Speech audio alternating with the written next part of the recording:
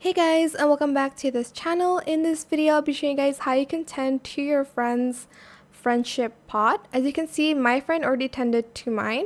You're just going to go over to your friend's garden and you're going to find their friendship pot. And you're just going to select 10 or press E on your keyboard for a few seconds. And as you can see, we have a streak of 2 days. This is very new. This is a new friendship pot. So yeah. That is how you can tend to your friend's friendship pot and grow a garden. I hope it was helpful for you guys.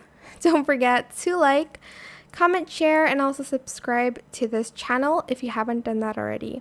If you have any more questions about this video, just leave it in the comment section down below. I will try my best to answer them all for you guys. And if you found this video helpful, please click the thanks button as well.